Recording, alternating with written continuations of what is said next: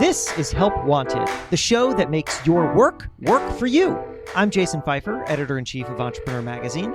And I'm money expert Nicole Lappin. On Tuesdays, Jason and I answer the helpline and help callers solve their work problems. And on Thursdays, I give you one way to improve your work and build a career or company you love. And it starts now.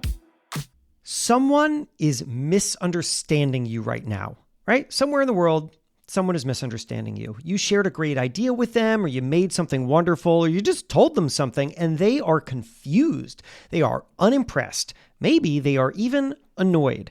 And now you are annoyed. You're upset. You're thinking, why don't they just understand what I am saying to them? But here's the problem. You started in the wrong place. I fall victim to this all the time. So today, I'm going to share some of my own stumbles and a powerful two-step exercise that will help you make your intentions and ideas clearer so that everyone understands you. Ready?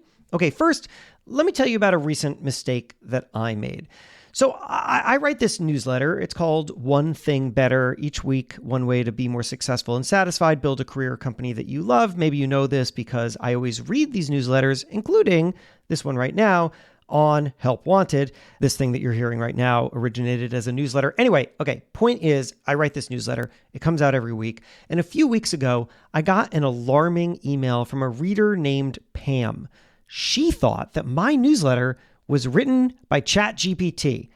I was hoping it was written by you, she wrote me. I'm out. When I read this, I froze. I thought, why would she think that? Why would she think it's written by ChatGPT? It's not written by ChatGPT. It's written by me, my own human hands and brain. And then I realized the answer. I realized why she thought my newsletter was made by ChatGPT. And as soon as I did, I started to panic. So here's the explanation and why I was panicking. For more than a year, my newsletter would begin with this AI-generated image. I always asked AI to make a kind of simple black and white drawing of something that was related to the thing that I had written about. And then underneath, I had written made with ChatGPT. I just wrote it underneath the image. So if you open my newsletter, you'd see the headline, and then you would see the image, and then you would see made with ChatGPT underneath the image, and then my newsletter would start. And to me, made with ChatGPT was just a basic photo caption. It was just the information that you put underneath an image. But to Pam, the phrase made with ChatGPT wasn't related to the image. It was actually the very start of the newsletter. You know what I mean? Like it was teeing up the entire newsletter as if I had announced everything that follows is made with ChatGPT, which again is not true. And this is why I panicked, because I wondered, if Pam thinks this, do other people think this too? Now that I see what she was seeing, I can understand how it kind of looks like my newsletter starts by saying, what follows is made by ChatGPT. And then I realized, I have made a classic mistake. So let's talk about why we are so misunderstood. Everything that you do makes sense to you. I know that sounds kind of stupid, but it's true, right? Everything you do makes sense to you. Your actions are the product of your training and your context and your experiences and desires. And so the output of all that makes perfect sense. But the problem is that the world, everybody in the world, everyone you interact with does not have the same training, context, experiences, and desires. So we are often blind to what other people don't know. Good news, though. We can solve this problem and even avoid it. The next time that you are being misunderstood or you want to communicate more clearly, just ask yourself these two questions. Number one, what experiences or knowledge of mine shaped my actions now? And just be conscious of what drove the reason that you took whatever action you took or made any decision. And then question number two, do my actions make sense to someone else if they don't know the backstory? As soon as you think this, as soon as you run your actions through these two questions, you will start to see breakdowns, places where something makes sense to you, but appears weird and arbitrary to others. Now that we know that, let's apply what I just said to my mistake with my newsletter. I had written made with ChatGPT underneath the image. and Pam misunderstood me. Why was that? Well, let's take the first question. What experiences or knowledge of mine shaped my action? Here's the answer. I've spent my career working in magazines where I was trained to write captions and attributions for all images, right? Any image that appears in a magazine or on a traditional media website has some kind of attribution for the image. It says where it came from, Getty Images or whatever. To me, this is just natural and expected. So it was just what I did in my newsletter too. Image came from ChatGPT. I said it came from ChatGPT.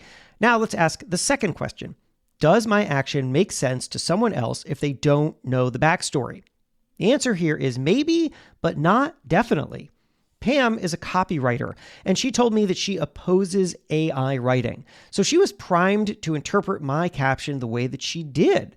And she wasn't thinking about photo captions. Maybe nobody else thinks about photo captions. Maybe that's not something anybody notices in the world anymore. Maybe it's something nobody ever noticed. So no wonder we miscommunicated. Now that you have heard this, you can start doing this proactively. You don't have to wait for misunderstandings to arise. You can ask my 2 questions all the time and improve your work as a result. For example, once I cleared up this confusion with Pam, I started to wonder, why do I even have an AI image at the top of my newsletter?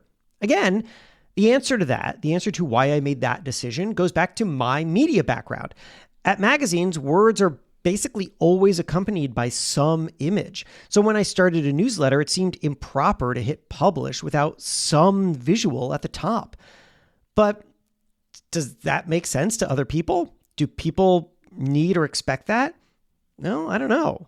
So I wondered, do I really need it? And here's how I decided to answer that question. A few weeks ago, I asked readers of my newsletter, I said, do you like the illustration at the top?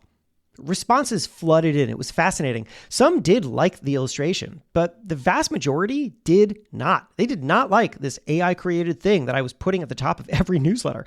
One person even said, when I don't care for that particular image, I am prompted to skip your article. That's terrible. So I decided to stop running the illustrations altogether. And you know what happened after I stopped? Nothing. No complaints at all. What this all comes down to in one way or another is context. So let's zoom out for a moment and ask one final question. How much context do we actually need to understand each other?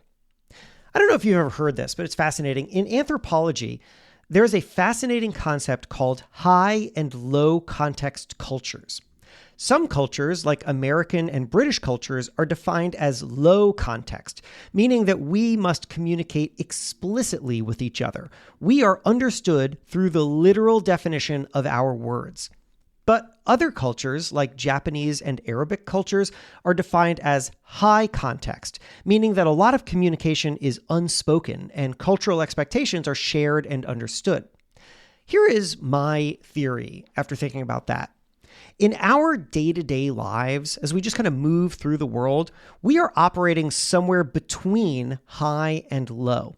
We want to communicate clearly and explicitly, but we also expect to be understood. And as a result, we have these blind spots for when we're being unclear. The truth is, we cannot assume a shared understanding. We cannot leave things unsaid. Instead, we must rigorously consider what we know and what other people don't know, because when we do that, we will appreciate them more, empathize with their viewpoint more, and most importantly, we will be understood. And as I had mentioned earlier, I always read my newsletter here on Help Wanted every Thursday, and that came from my newsletter. If you want to subscribe, you can do so at onethingbetter.email. That is a web address. Plug it into a browser. onethingbetter.email. I say to you very explicitly with all the high context so that, I'm not misunderstood. Help Wanted is a production of Money News Network. Help Wanted is hosted by me, Jason Pfeiffer. And me, Nicole Lappin. Our executive producer is Morgan Lavoie. If you want some help, email our helpline at helpwanted@moneynewsnetwork.com for the chance to have some of your questions answered on the show. And follow us on Instagram @MoneyNews and TikTok @MoneyNewsNetwork for exclusive content and to see our beautiful faces. Maybe a little dance. Oh, I didn't sign up for that. All right, well, talk to you soon.